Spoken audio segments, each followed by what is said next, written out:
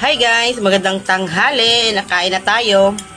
Nagluto nga pala ako ng ginisang ampalaya na may pusit. Ayan, nilagyan ko lang siyang pusit, tsaka nilagyan ko din siyang isang egg guys. Isang egg. Etlog. Ayan, nilagyan ko siyang maraming pusit kasi marami na naman dumating isda dito guys na tapahin. Kaya marami naman kaming libreng ulam na isda, tsaka pusit. Yung mga sahog niya. Tapos ito, buraw. Ayan, kain na tayo guys. Lumpia. Tapos meron tayong lumpia na isda. Lumpiang isda to guys. Hindi to Shanghai, hindi to gulay. Kundi isda. Ayan, meron tayong sausawan na suka.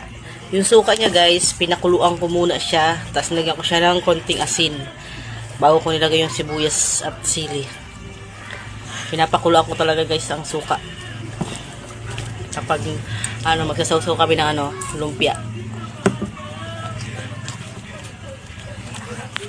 Ayun yung mga junakis ko guys. Mas nilaw eh.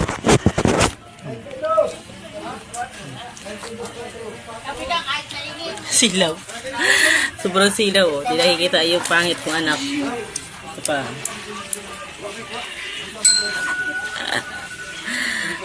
Hindi nakikita mo kanina dyan sa sobrang silaw ng Naon.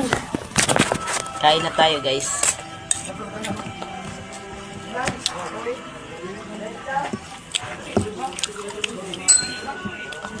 Ang pagluluto natin guys, kahit anong paraan pwede natin gawin sa sa ampalaya, kahit sa anong gulay, kahit anong gawin natin mga sahog, pwede naman.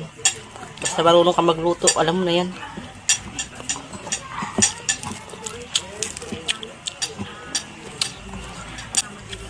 Magluto na lang tayo. At least magugustuhan pa ng mga anak ko yung mga niluto ko.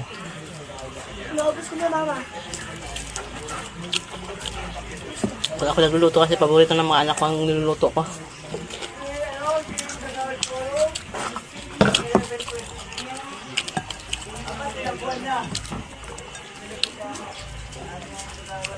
Kain tayo guys.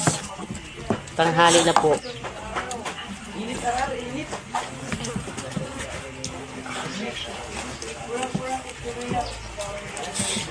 Mga anak ko nakatalo sa pagkain.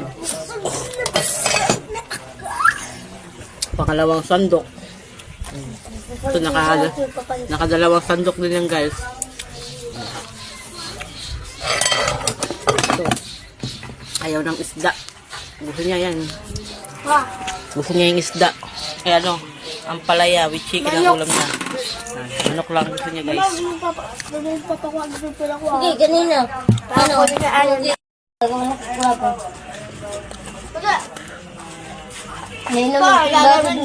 Stick. Ito. Ang ganda pa man stick yung maganda yung may gata. Isda yan guys, may Ayaw isda. ni mama.